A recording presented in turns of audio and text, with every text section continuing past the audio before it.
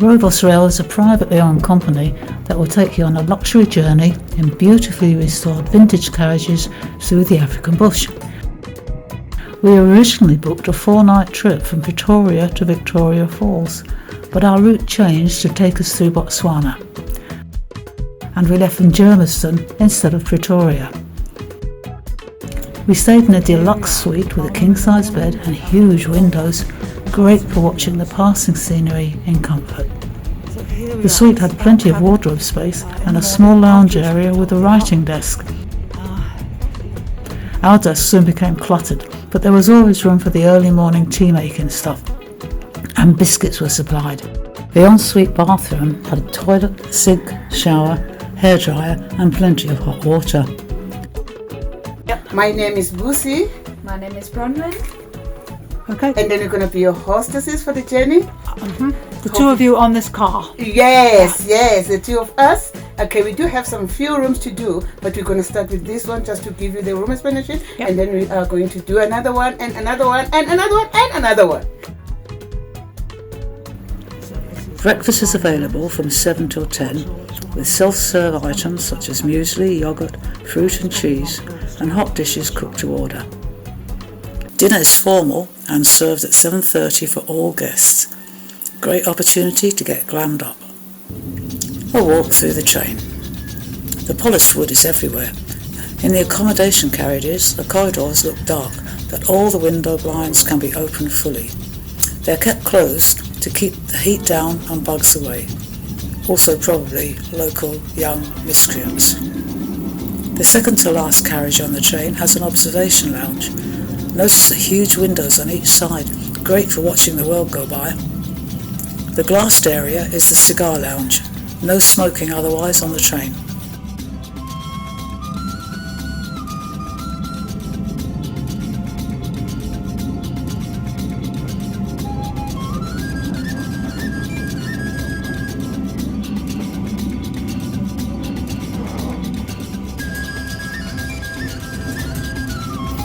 The final carriage has another observation lounge, and this one has a bar. The hostesses also make tea or coffee or whatever else you might want. And at the very end of the train is the open-air viewing deck. I love this spot for getting Insta360 views of the surrounding scenery.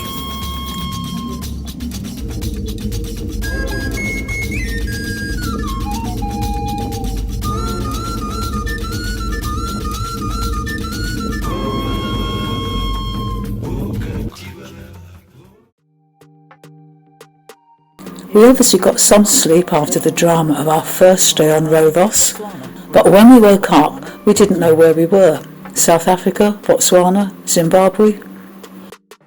We were stationary, there was grass and some trees, saw some colourful gladioli by the side of the rails, and a Rovos train was next to us. It was heading in the opposite direction, back to Pretoria or maybe Germiston. By 11 o'clock it was raining and we were moving. Crossing from South Africa to Zimbabwe, the Rovos staff handled all the formalities. That's why they took our passports in Pretoria. But into Botswana it was a different matter. We first had to get our passports back, that was symbolic. Then we got off the train and walked across a muddy field to the border post where we queued for a while until our passports had been stamped. The train staff also had to do this. Then Rovos staff collected our passports again and we walked back to the train. Actually the border post was very efficient.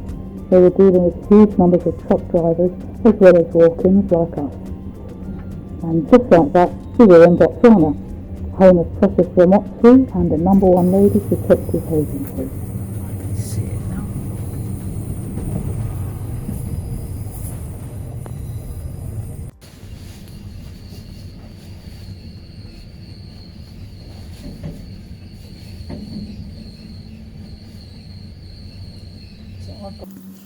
Around about 10 o'clock on day 3, we passed through Francistown, on the border between Botswana and Zimbabwe.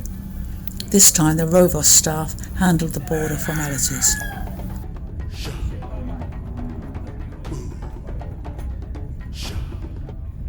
Our first excursion was to Matobo National Park.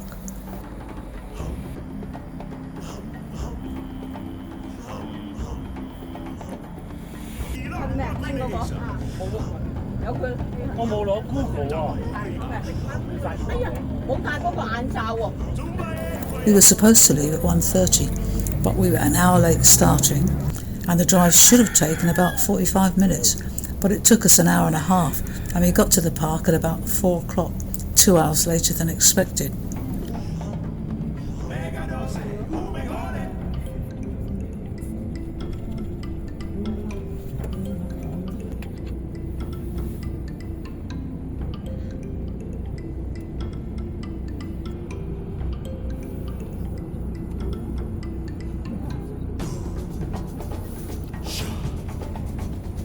Our four-wheel drive, open-air safari jeeps had 3 rows of seats inside, plus 1 seat at the front, the very front.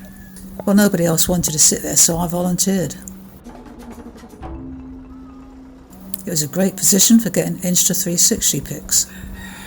Saw lots of pleasant scenery and interesting plants, but no animals.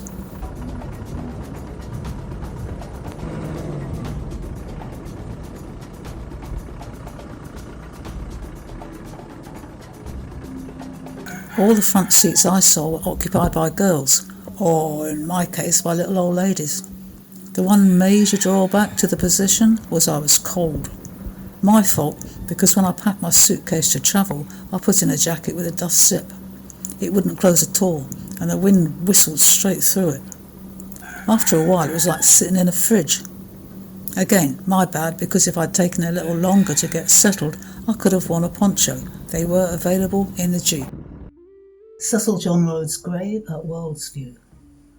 The second part of the Matobo excursion was a visit to World's View to see the grave of Cecil Rhodes.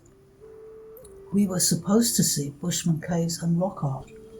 Unfortunately, we didn't have time for the caves because of the late start. Rhodes' grave and those of other colonials are controversial, with some wanting the remains to be exhumed and returned to England. Others want the site to become a museum, especially as it generates tourism revenue, which desperately poor Zimbabwe needs badly. It was about 5 o'clock when we reached World's View and walked up the hill, and we started back down at about 5:55 when it was getting dark, so we had to watch our footing. We then had a cold, wet, windy, half-hour jeep ride back to the coach, which left after 7 o'clock, got back at 8 o'clock, no formal dinner tonight. Hwange National Park, seen from the train. On day 4, the train travelled along the eastern edge of Hwange National Park. This is Zimbabwe's largest national park, so it was worth keeping our eyes open in case some of the big 5 animals might show up. The big 5 are lions, leopards, elephants, rhinos and buffaloes. Zimbabwe once had a wonderful rail system, but it has effectively collapsed, and most freight now moves by road. Wye Station is now derelict. It was once the centre of a cattle breeding area. The name means tobacco.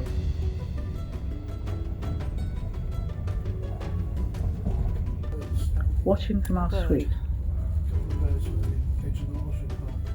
Oh yeah. The view opens up.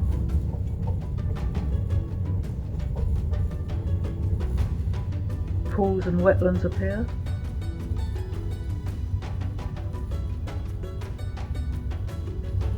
A hippopotamus.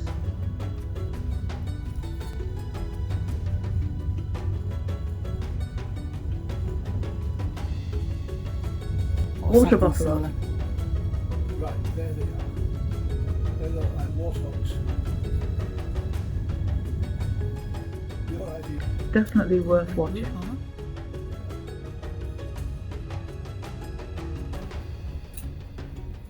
Hwange was once a mining area, but now houses a luxury safari lodge. Hwange National Park. We left the train and started along the dusty roads with our safari guide, Mr. G. This Jeep had the usual 3 rows of seats inside, but no perch at the front. We soon saw zebras, lots of them, and they weren't bothered by the Jeeps. Not scared of cars.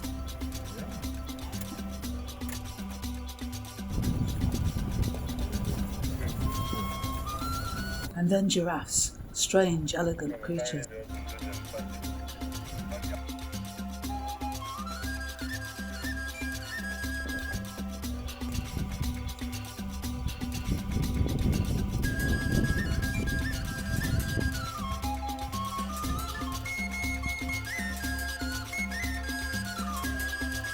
We saw surprisingly few termite mounds.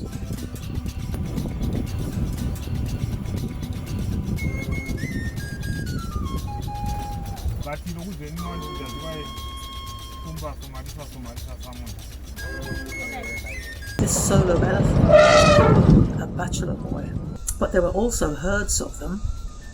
Hwange has over 40,000 elephants, one of the largest populations in Africa.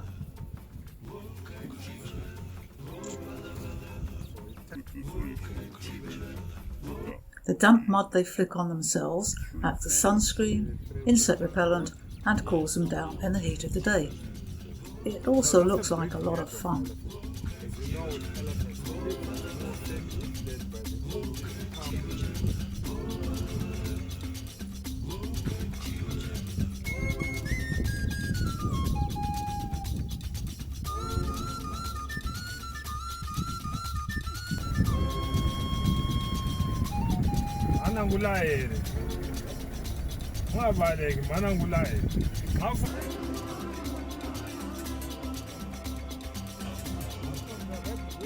These antelopes are probably kudu.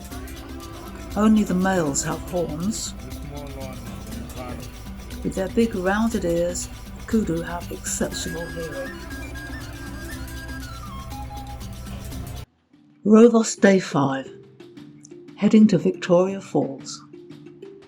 The train spent the night at Thompson Junction, which made for a good night's sleep, although the loco was moved to the opposite end of the train and that was noisy. It changed the direction of travel without needing to turn the passenger carriages around.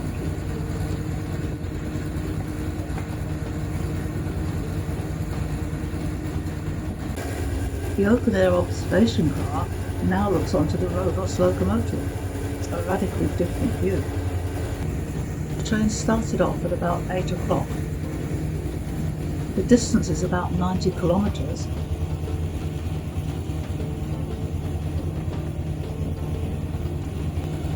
Closer to our destination, the land rises. It was supposed to be a 2-hour or so journey, but of course we're running late. Suitcases have just been removed. On the way to Victoria Falls, Sicily there, blue sky above. We are travelling across a flat basalt plateau. Then suddenly, in the distance, we see Mosi Oatunya, the smoke that thunders. Smoke looks like a huge forest fire.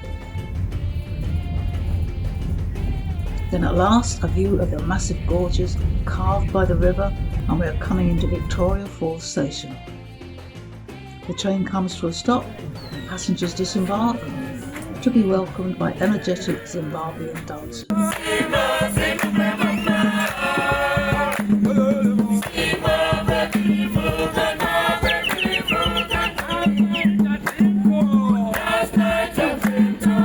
You'll go down there? Yep. Welcome to Victoria Falls.